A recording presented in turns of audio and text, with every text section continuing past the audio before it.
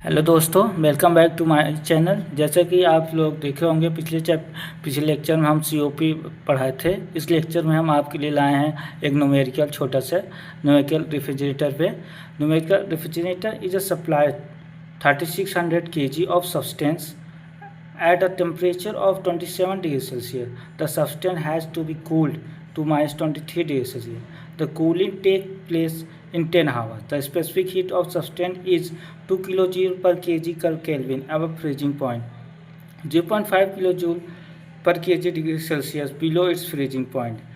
Latent heat of freezing is 250 kg per kilojoule पर KG.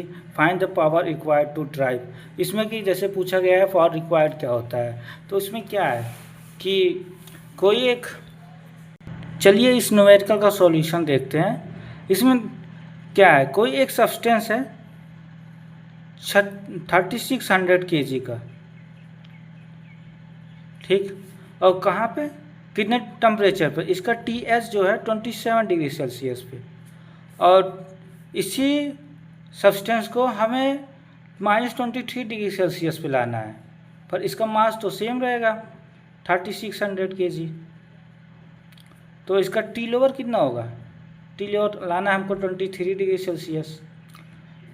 और freezing point कितना दिया है, फ्रीजिंग पॉइंट इसका है -3। ये क्या है, फ्रीजिंग पॉइंट -3 पे इसका फ्रीजिंग पॉइंट।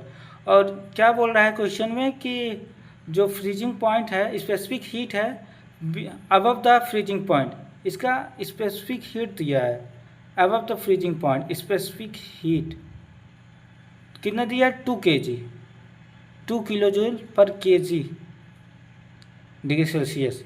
और फ्रीजिंग पॉइंट के बिलो स्पेसिफिक हीट एक दिया है, ये दिया है specific heat below freezing point 0.5 kilojoule पर केजी केल्विन डिग्री सेल्सियस। तो और इसमें एक और गिवन दिया है कि लेटेंट हीट दिया है, लेटेंट हीट दिया है 250, ठीक, 250 किलो जूल पर केजी। और ये सारा प्रोसेस कितने टाइम में हो रहा है, सारा प्रोसेस ये हो रहा है 10 आवर्स में। टाइम कितना दिया है हमारा, 10 आवर्स में ये सारा प्रोसेस हो रहा है। आई होप आप लोगों को क्वेश्चन समझ में आया होगा। अब इसमें पूछ रहा है कि पावर रिक्वायर्ड कितना होगा हीट ट्रांसफ़र करने के लिए, मतलब कितनी कंज्यूम करने के लिए पावर रिक्वायर्ड पूछ रहा है, इसका पावर कितना होगा। तो हम इजीली इसमें समझेंगे हम। और एक इसमें एक चीज़ और दिया है कि COP जो होता है, COP of ideal is equal to 1/2 of the COP of actual. तो हम COP ऑफ आइडियल आपको हम पढ़ा चुके हैं क्या होता है। COP of ideal is equal to क्या होता है, T lower upon T higher minus T lower. T lower तो हमें पता है कितना होगा, टी लोअर -23 डिग्री सेल्सियस। इसको हम डिग्री केल्विन में कन्वर्ट करेंगे तो क्या होगा, T lower -23 degree Celsius plus 273, तो कितना 250 डिग्री केल्विन, 250 केल्विन, मतलब 2 लोअर 250 केल्विन। और यहाँ पे ऐसे टी हायर कितना होगा 27 डिग्री सेल्सियस प्लस 273, तो हो जाएगा 300 kelvin.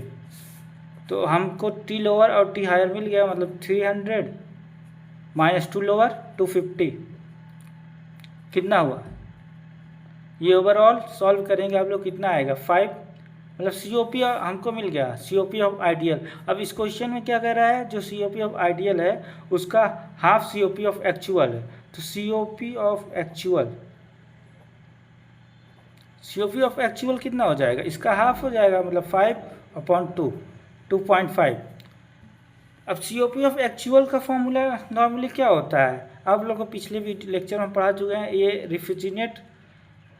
Refrigerant effect upon work input, और इसको हम समटाइम ऐसे ही बोलते हैं refrigerant capacity upon power input, इसे ऐसे ही बोल सकते। तो refrigerant capacity upon power input is equal to 2.5।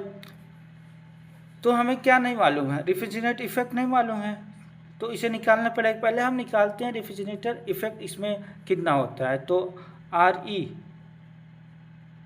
ई निकालते हैं। आर ई क्या होगा, आर ई जो स्पेसिफिक मतलब इसका जो हीट होगा Q above the freezing point क्या होगा एम। ये तो आप पढ़े होंगे फर्स्ट थर्ड सेमेस्टर में, M into C specific heat into delta T. ये हो गया, ये क्या है above freezing point, above freezing point plus latent heat. Latent heat हमारा 250 मतलब मास इंटू लैटेंट हीट, ये हो गया प्लस अब हमारा हीट क्या जो above below the freezing point m into c into delta T, ये क्या है बिलो द फ्रीजिंग पॉइंट। अब इसमें हम क्या सिर्फ ये निकल गया। अब हमारा रेफ्रिजरेंट इफेक्ट ये सब हमको सब कुछ मालूम है। मास कितना है 3600, specific heat above the freezing point, specific heat above the freezing point 2 है। अब डेल्टा टी मतलब इसका टेम्परेचर कितना है -3 डिग्री सेल्सियस और इसका 27 डिग्री सेल्सियस। तो 27 -3 मतलब 30 डिग्री सेल्सियस